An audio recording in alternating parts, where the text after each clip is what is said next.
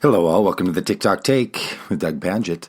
Today's edition is a Solomon's Porch sermon.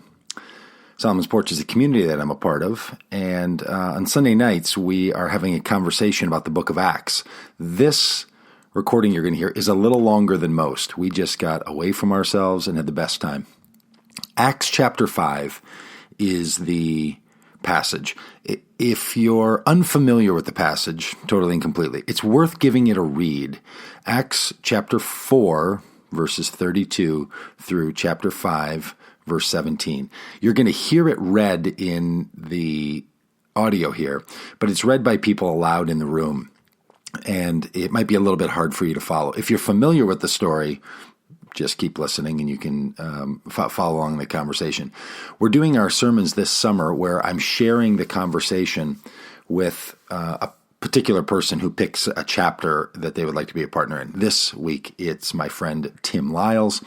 You're going to hear a very typical Solomon's Porch experience. The recording, it tries to gather both our live voices, Tim and I, but then also the commentary and the reading of people in the room. So there are going to be times where it's a little harder to hear what people are saying than other times, but that's just the nature of it. So I know it doesn't lend itself as well to the audio podcast vibe, but you'll pick up a little bit more of the feel of what we have going on in our community. And maybe during those times when it's a little harder for you to hear, I know you can insert your own thoughts in those spots without being interrupted by other voices. So here it is, Solomon's Porch community, talking about the book of Acts, Chapter 5 that we did in 5 hashtags.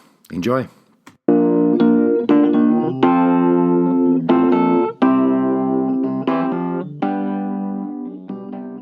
Our community is reading together over the last 5 weeks and coming 7 months, out loud the book of Acts. We're on chapter 5 tonight.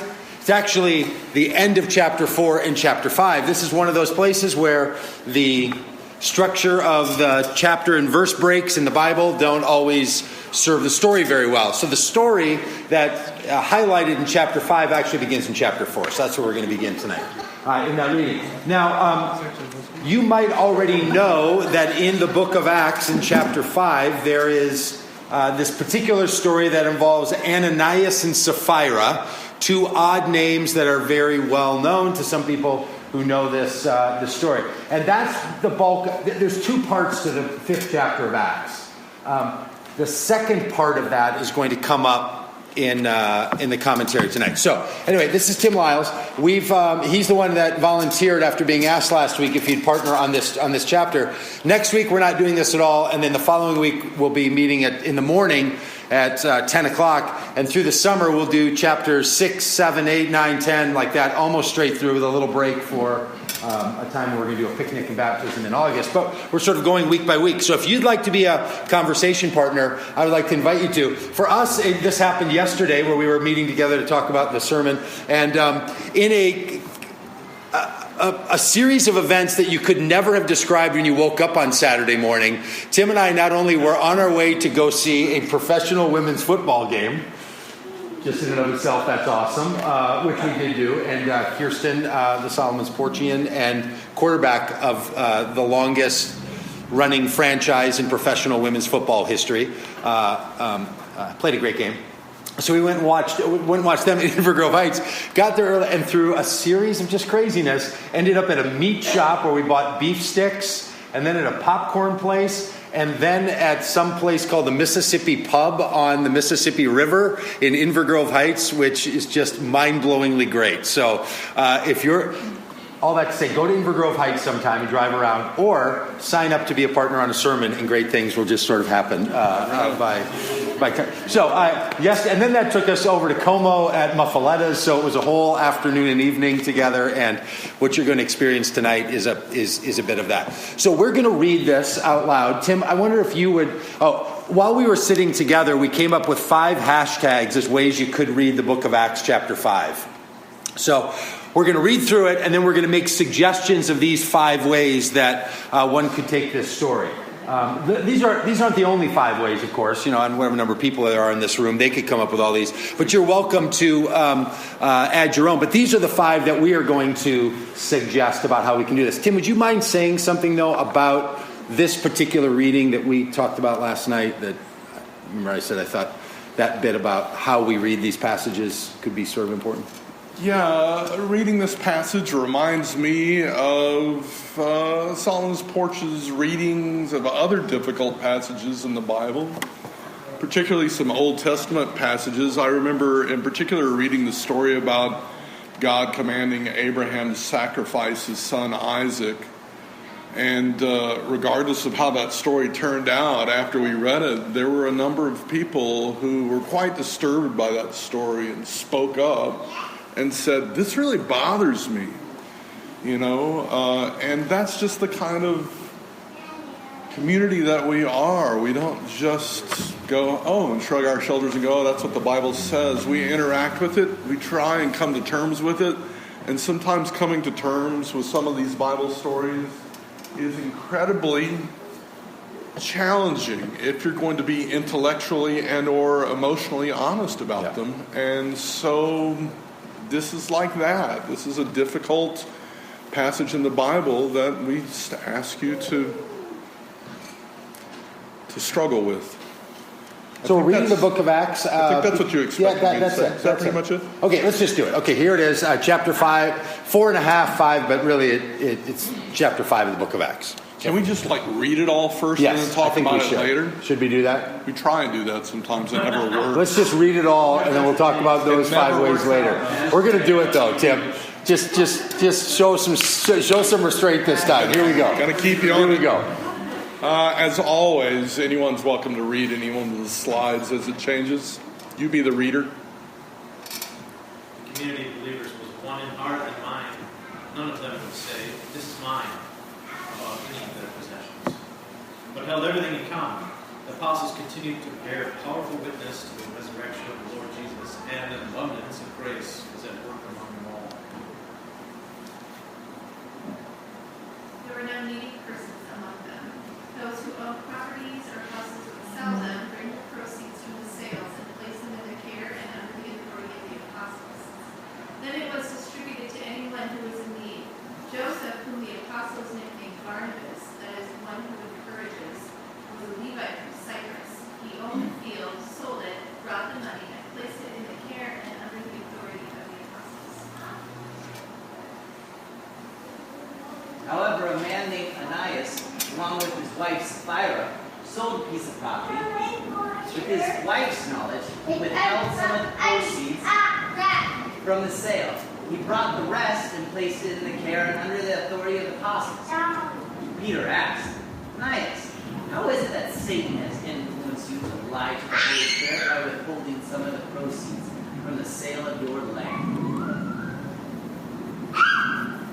Wasn't that property yours to keep? After you sold it, wasn't the money yours to do with whatever you wanted? What made you think of such a thing? You haven't lied to other people but to God. When Ananias heard these words, he dropped dead. Everyone who heard this conversation was terrified. Some young men stood up, wrapped up his body, carried him out, and buried him. About 3 hours later, his wife entered, but she didn't know what had happened to her husband. Peter asked her, "Tell me, did you and your husband receive this price for the field?" She responded, "Yes, that's the amount." He replied, "How could you scheme with each other to challenge the Lord's Spirit? Look, the feet of those who buried your husband are at the door. They will carry you out too." That is not stagecraft we're doing there. That's just a whole other thing. I think that's appropriate. At that very moment, she dropped dead at his feet. When the young men entered and found her dead, they carried her out and buried her with her husband. Trepidation and dread seized the whole church, and all who heard fled to them. The apostles performed many signs and wonders among the people. They would come together regularly at Solomon's Porch, 46th and no one from outside the church dared to join them. even though the people spoke highly of them. Indeed, more and more believers in the Lord, large numbers of both men and women, were added to the church. As a result, they would even bring the sick out into the main streets and lay them on cots and mats so that at least Peter's shadow could fall on some of them as they passed by.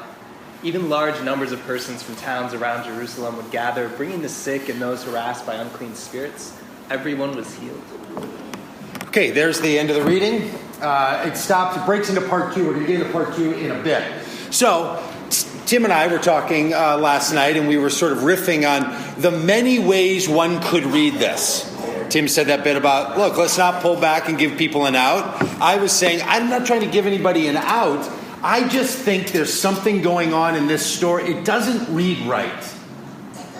So anyway, we came up with these 5 sort of hashtags. This was the later part of the evening, which we thought was very funny. Tim's going to take the first 2 or 3, or first 2 at least. One is you could read this through the lens of hashtag Pledge Week.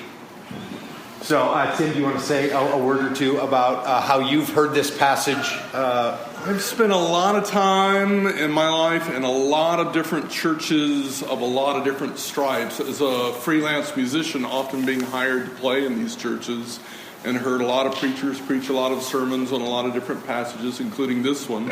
So I have quite typically, and more often than not, heard this passage taught about Ananias and Sapphira and their death, as opposed to the sharing all things in common part, as a warning against the seriousness of sin and how everyone is deserving of that kind of harsh death, and make sure you put a lot of money in the offering plate. It's usually sermons that lead to large offerings. So I'm going to call that approach religious authoritative manipulation, using fear and sin management teachings. Be aware of the seriousness of sin, and don't lie to the Holy Spirit about how much money you put in the offering. So if you made a pledge, fulfill it. By the way, if you made a pledge for the building fund, we are looking for those to come in by the end of the year. Totally off topic. Just saying. Just saying. Unrelated. So there's one way to full take. disclosure, I did sell a couple pieces of property, the rental property that I owned. And yes, and well, if anyone wants to know the full value of that sale, I'd be glad. It's yours to do with as you see fit. Just be honest about it. So Tim, you were, part of the reading of this is that it's this story that's super dark, right? And if people were around in the other reading, we just got done last week reading this part where the apostles heal a man, bring him into the temple. The people in the temple say, you broke the rules. And they say, well, we don't really care. A man is healed. They throw him in jail. The apostles say, why are we in jail? For doing a good thing? And then they're let out. They pray to God and say, amplify our voices all the more. Cut scene, next scene, Ananias and Sapphira with their accounting problem, or they're lying about the money. It sits funny, no matter how you shake it.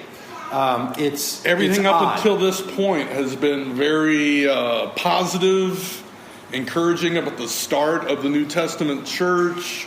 There's even almost a utopian setting where nobody had any needs because people were selling their possessions, very everything in common, socialistic kind of Christian passage that you'll hear used for different purposes. So hashtag 1, Pledge Week, make sure you follow the right rules. Hashtag 2, the other one you came up with. Well, what are the rules? Hashtag 2. I have a problem with the Ananias and Sapphira story because the punishment seems harsh.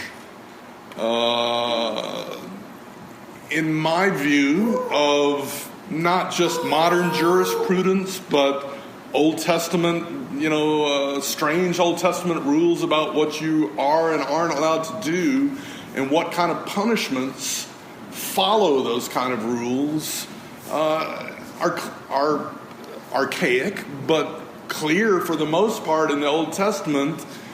So for me, I have a problem with there not being any warning that if you cheat on the amount of money you're putting in the offering and you lie about it, instant death. I don't see where that rule comes. There's no warning.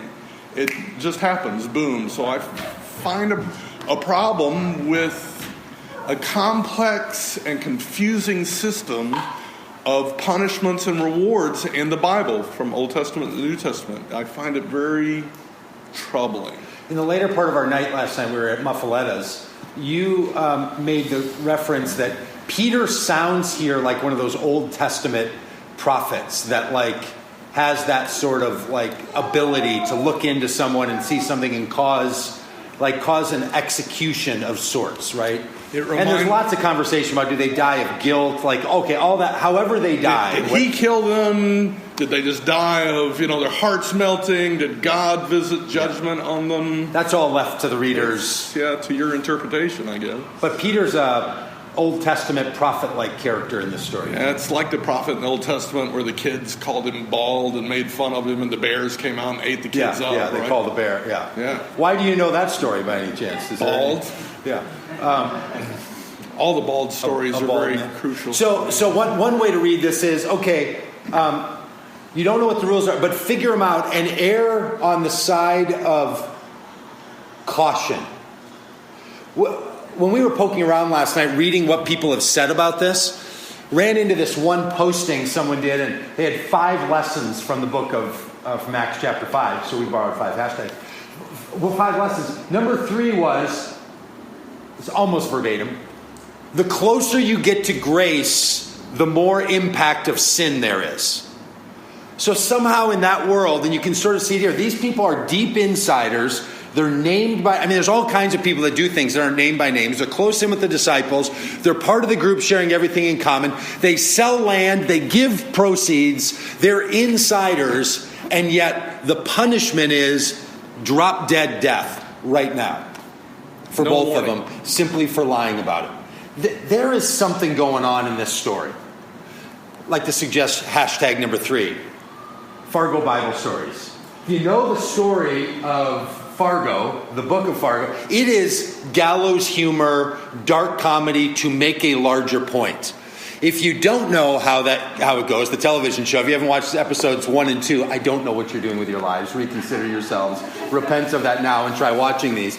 They're great. So one way to read this is, and this is all 5 of these, by the way, are not, 4 of these 5 are things that other people have said. The 5th one is a fresh suggestion. But this idea of gallows humor, sort of dark humor, is a way that people historically have read this story. So if you don't know Fargo, this is the beginning of the Fargo season 3, as it reads right now, as it plays right now. Spoiler alert? There's no spoiler alert here. This is just the opening scene of episode 1.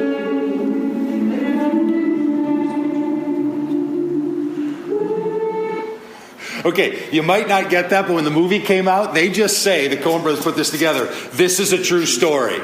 It was not a true story. And then of the TV show, seasons 1, 2, and 3, they start out, this is a true story. Then they drop the true, and it says this is a story. Then they drop the rest of it, and it just says story, right? They're doing something by saying there is a truth larger than this story that this is capturing. So find a truth in it, but this is a true story. It's not told as a true story. I would suggest for some of us, if you can handle sort of, look, be careful about your money. Because one way to read this is take it as it lays, right? Be careful about your money and don't lie to God and don't lie to people and churches. Now, another out for this is we don't have apostles like that anymore, so there's no way to commit that same error. So you're free as the breeze. That's how I was taught this passage. I was taught in 1983, the reason you don't have to fear this happening is there aren't apostles like that anymore. Wow. These were people that held a view of the Bible that was called dispensationalism. Dispensationalism said that there were different dispensations, different periods of time where different things would happen. So the Old Testament had one set of rules. During the time of Jesus, there was another set of rules. During the time of the apostles, there was another set of rules. And then after the establishment of the church in the Bible, there was another period. And each of those were called a dispensation. So dispensationalists would say, oh, that's a kind of thing that could happen then. It can happen now, so don't worry. Now, learn a point out of it. Like, don't be lying about stuff like that, but you're not going to die. They would say the same thing, like Jesus could heal people, but you can't, so don't worry about that. Just do other things and don't worry about healings, because healing stopped with Jesus and the apostles. Okay, that was that kind of argument. You might know it well. Lots of churches proclaim that thing. Lots of those people are on TV, on the internet too. I was going to say on the TVs right there. That's so old. So there's a way to read this. Number one is Pledge Week. Number two is figure out what the rules are. Taking it as it lays and you don't want to blow it.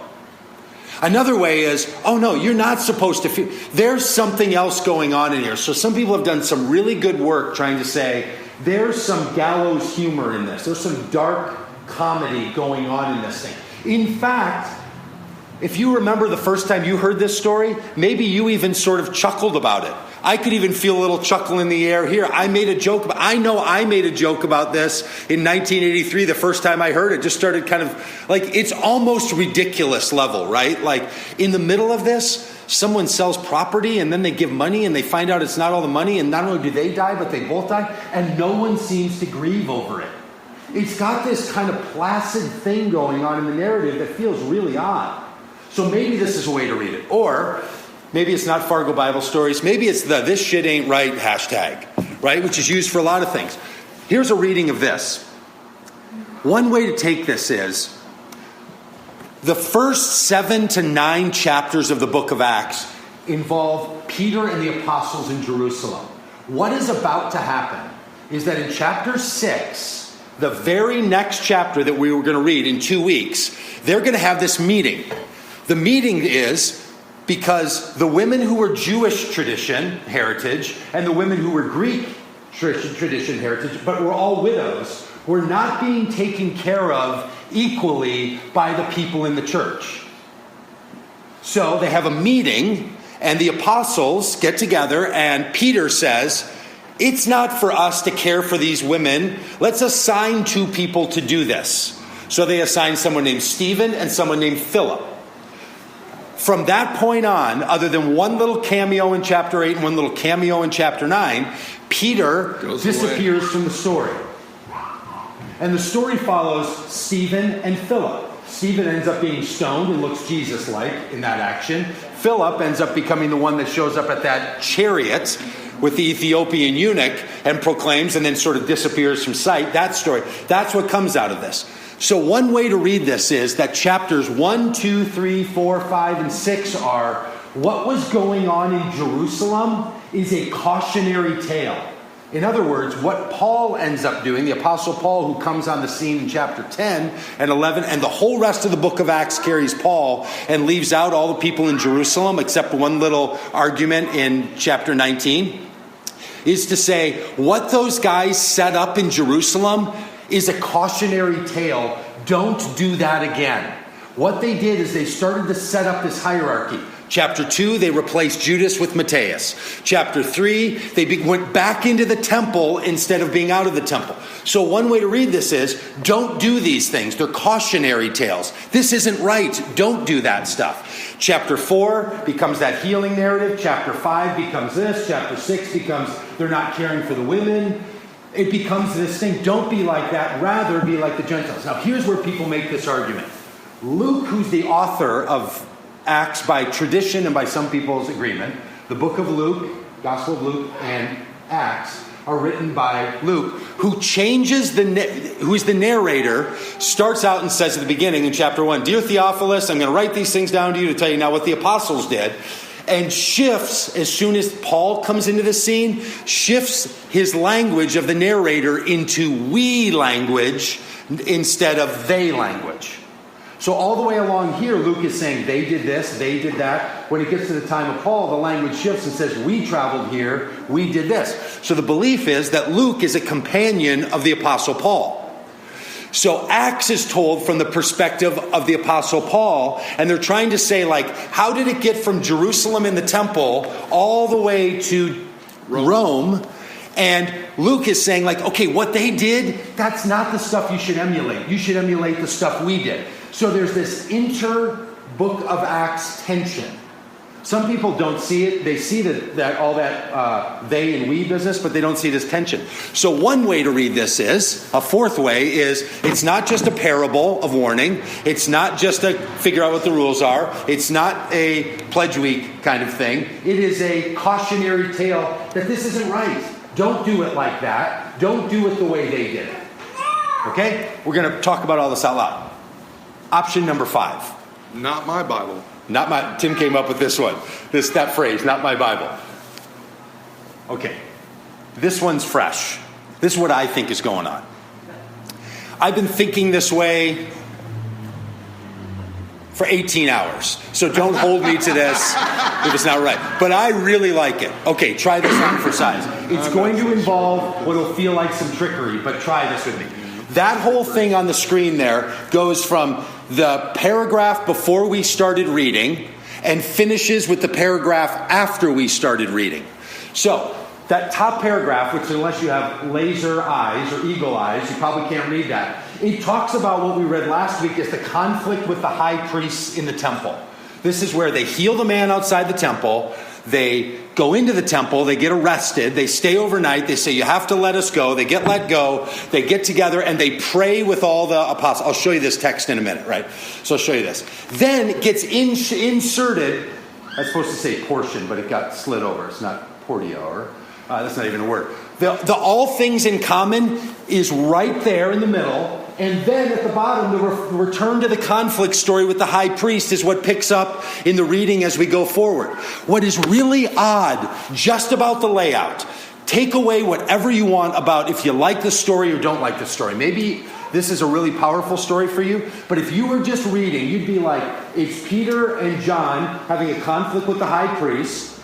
Then this thing about Ananias and Sapphira, then back into the conflict with the high priest. It feels to me like it was slid in there. Almost like it doesn't fit. It's this break in the narrative. Okay, so here's what that looks like, so we can talk about it a little bit more. After they're released, Peter and John return to the brothers and sisters, report everything, and they say, this is David, the sermon. That's the thing we read last week, right? This is them straight out of prison. Then, after they prayed, the place was shaken. They were filled with the Holy Spirit and began to speak of God with confidence. Then you get inserted that piece there. But if you didn't have that piece in, the narrative would read like this. They began to speak with confidence. We ready, Tommy? There we go. The apostles performed many signs among the people. They would come together regularly in Solomon's porch. If you read the thing last week, the healing was at Solomon's porch. That's where it happened, right outside. They brought him in. So now the narrative just goes straight away from they began speaking with confidence. If you were to slide this bit out, it would go, the apostles performed signs among the people. They would come together regularly. No one from outside the church dared to join them, even though the people spoke highly of them, because they were afraid they were going to get arrested, because the arrest is what just happened. So no one joined them. Indeed, more and more believers, so large numbers of men and women were added to the church. As a result, they would bring the sick into the streets, lay out cots, so maybe Peter's shadow would fall on him, because he touched this guy and healed him. And then even larger numbers of persons around Jerusalem would gather, bringing the sick and harassed and unclean spirit. Everyone was healed. It keeps reading in Acts 5, where we pause and says, the high priest, together with his allies, the Sadducees, were overcome with jealousy. They seized the apostles again, put a public show of them by putting them in prison. An angel of the Lord opened the prison doors and let them out. If you were just reading, last week's reading was, they're in prison in this conflict with the high priest. Then things start to go really well. The high priest again becomes agitated and arrests them. And in the middle of that is inserted this Ananias and Sapphira story. That even if you're just reading it, it feels as if it's this other scene inserted in there. Now, I'm not sure what's going on. I don't know if... No one I've ever seen written anything, and people that study this stuff far more than I do, have suggested there was some scribal insertion or anything else. I don't know what's going on. All I know is that there's something odd in the way this story breaks the continuous story from chapter 4 and then in chapter 5 with this narrative. And the fact that it doesn't seem to fit the narrative, and then Tim, I'd like you to say a few words about it not really fitting any of the teachings and all that other stuff. I just think there's something super odd going on with this story. So why don't you say a few words about that, and then we'll let people talk about all 5 of these. So he's suggesting it could just be an insertion, which I find difficult to deal with because I just take the Bible as it's been handed to me. I have a difficult time with earlier manuscripts didn't include this part. It's like, all right, then how do I know which parts are supposed to be in there, which parts aren't supposed to be in there? That's a little too complex for me. I'm just dealing with the text as it's been handed to me, right?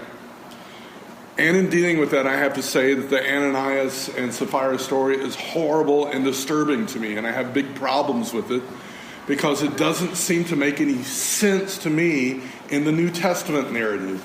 It doesn't reflect, to me, anything that Jesus was saying or teaching or advocating. He didn't kill anyone. He didn't call the death from above on anyone. And after the Ananias and Sapphira story, you don't find any of the rest of the New Testament also underlining that story, where you sin against God in this fashion and you'll drop dead. You don't find the New Testament Christians practicing that in the rest of the New Testament story. So it just seems really out of sync with what the new story is, which is Jesus declaring what the character and the nature of God is, up against the Old Testament story of the angry, punishing God, the God that's angry at people who are sinning and are not able to keep the law and the rules to the letter. That the story is changed from that to a more redemptive story with Jesus, one where it's a God who's with us, who's even close to the sinners. It's mind-blowing to me that Peter, who lied about knowing Jesus and denied him 3 times, is calling down death judgment on someone who lied about an offering. It just doesn't make any sense to me. So, incongruity. But there's a lot of people who want to speak to this.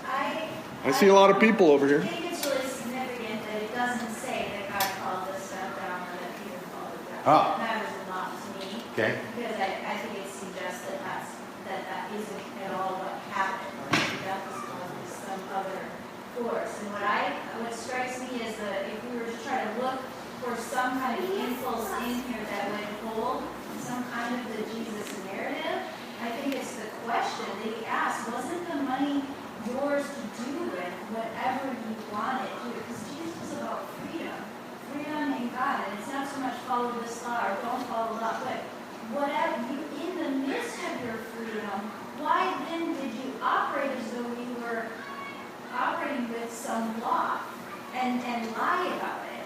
And if anyone could understand the power of a lie and how much harm it could do.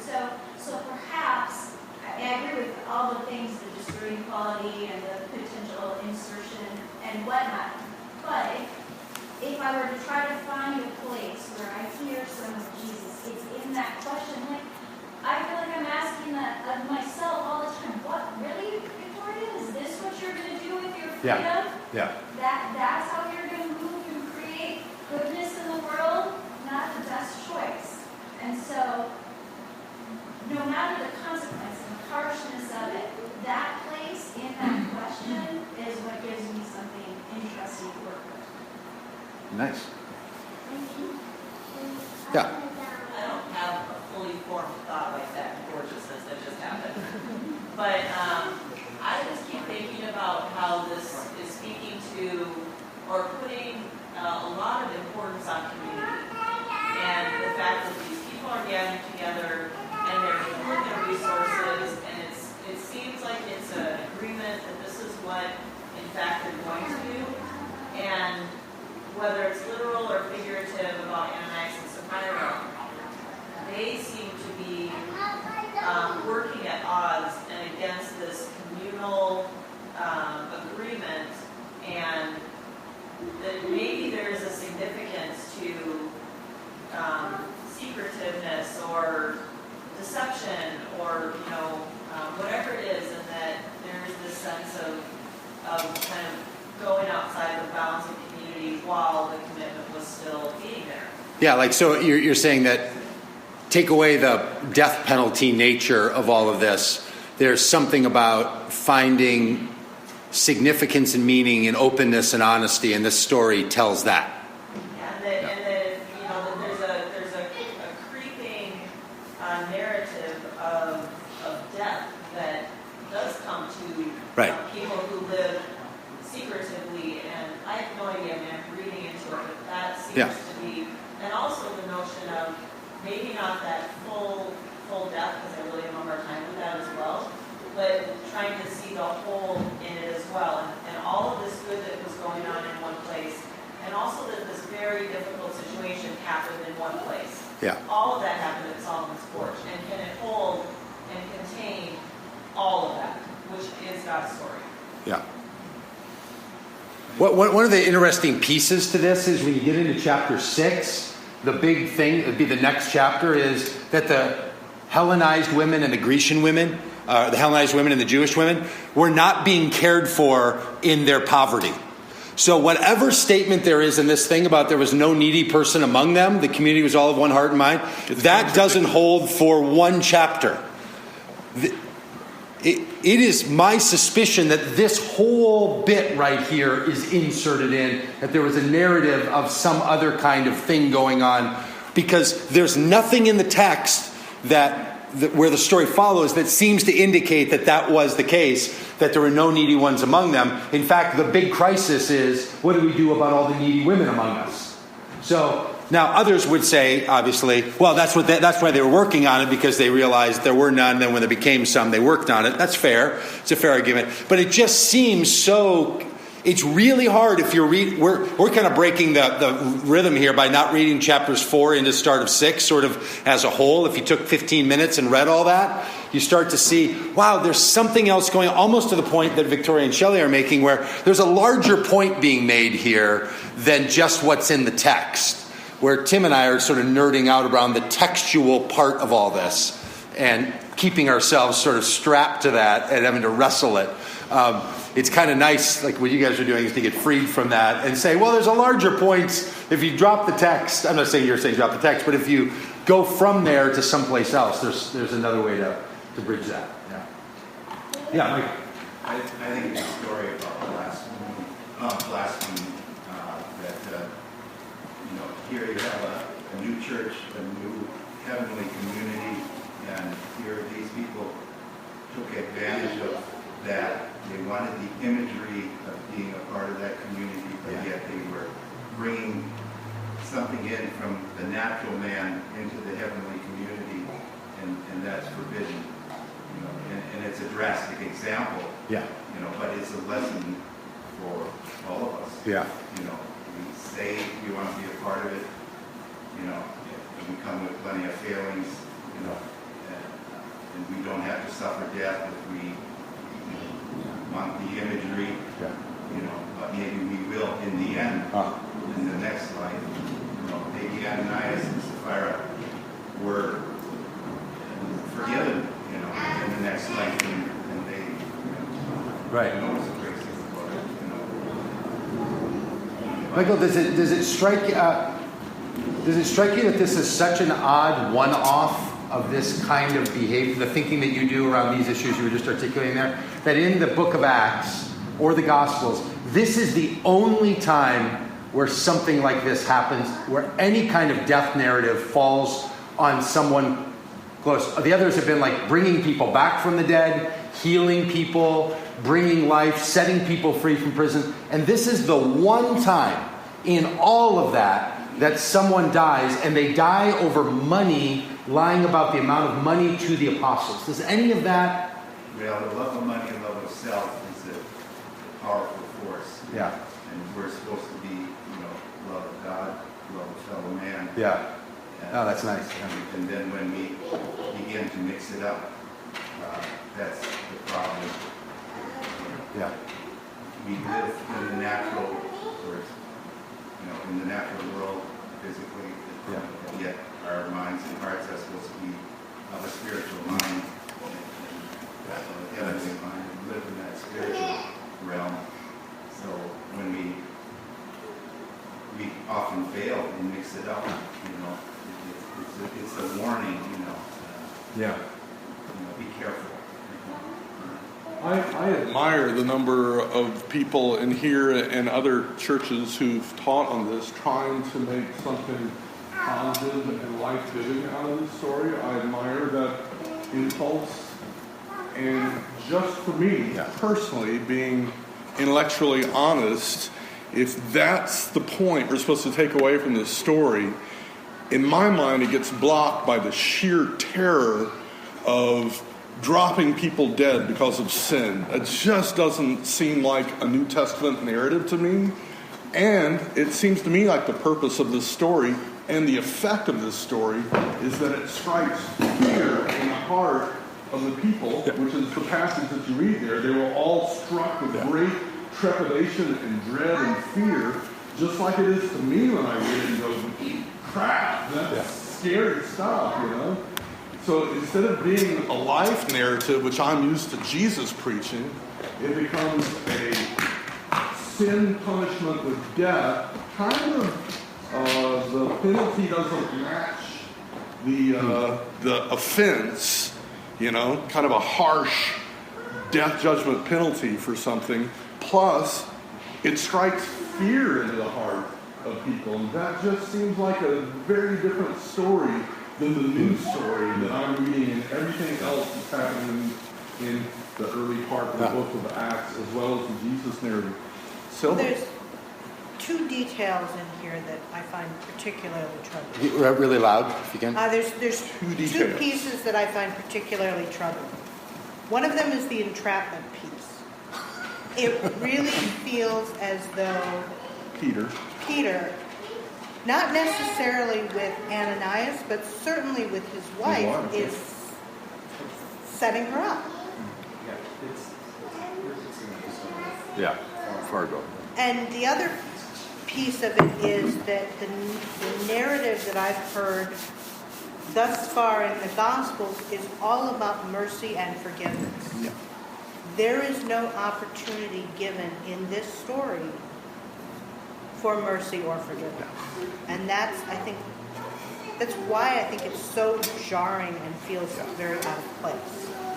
So I will say that for me, one of the reasons I like that this story is in there, even though I find it, I'm conflicted by it. I feel like it's pulling something in me that it's not. I don't know. Something's going on that's odd with it. I'm cutting it out of my Bible. But yeah, you're going to go all Thomas. You're going to go all Thomas Jefferson. I'm cutting that passage out. Now, most Bibles have stuff on both sides, so you got to check the other side too, to make sure you touch both sides of the page. But I like the idea that I really like the book of Acts. I think I said that a couple weeks ago. Like, it's my favorite thing to read. I love the whole thing. I love the story. I find it life-giving.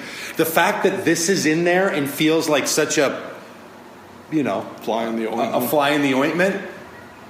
For me, I like the fact that, I don't get this book the way I want it. I don't know why it's there. I'm not sure what it's going to do. I think it's a real overplay if it's to teach a larger lesson about being honest. Like, wow.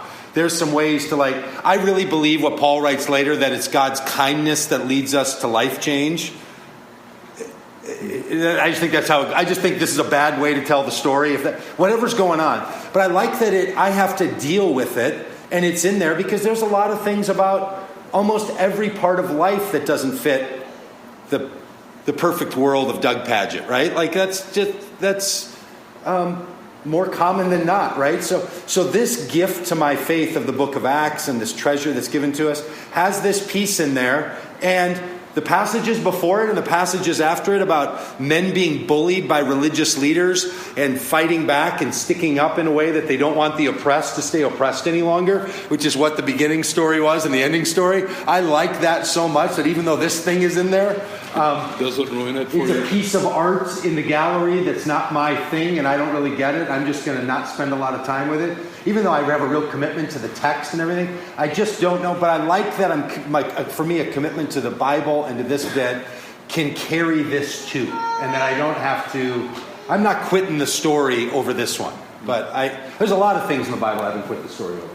Yes. What's interesting about this story too is I would assume one motivation that they don't give a lot of their stuff is because they're scared it's going to work out.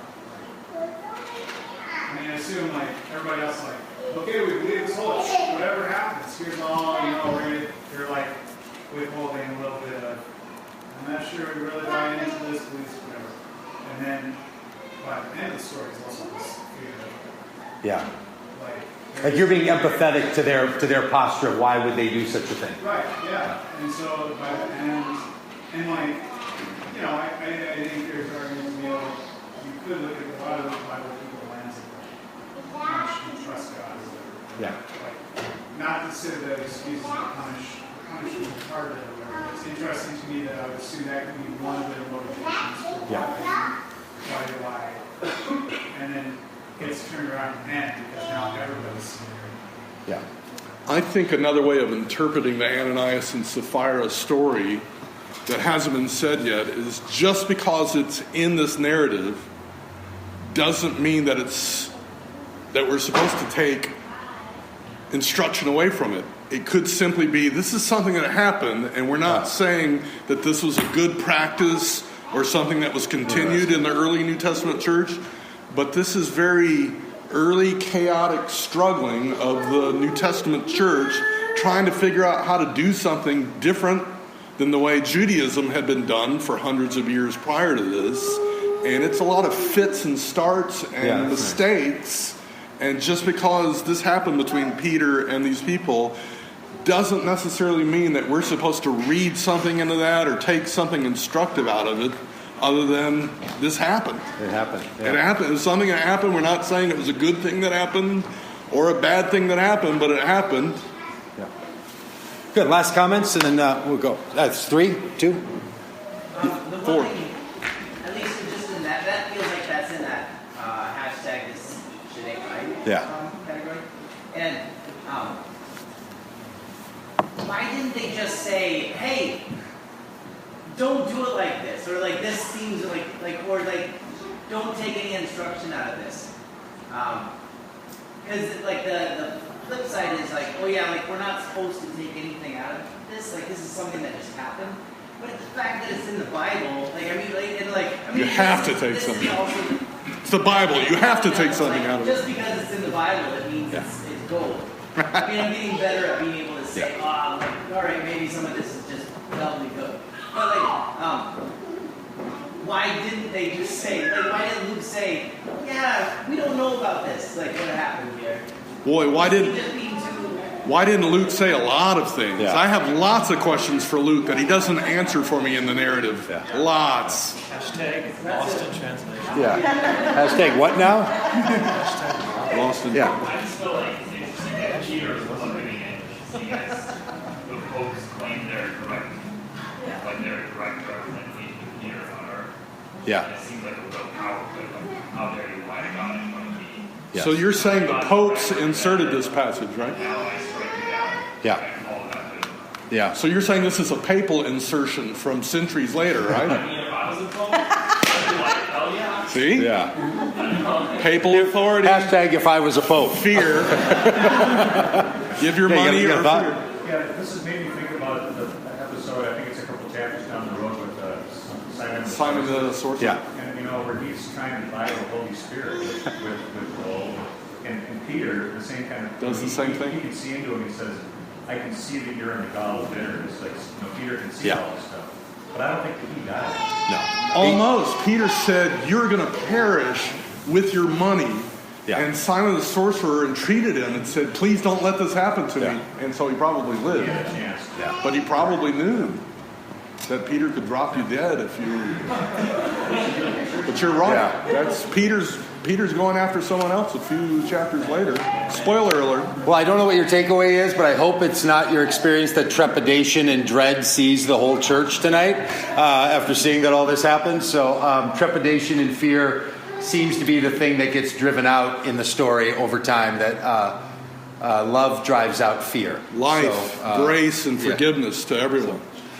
So, Hey, next week's 2 weeks from now is a really empowering sort of story about being sure that everyone is taken care of in all the ways that they need to be taken care of. So if the impulses from this, we should take care of each other, is motivating to you, and then that is what chapter 6 is about. And then it turns into another martyrdom story in chapter 7, but that's going to be chapter 6.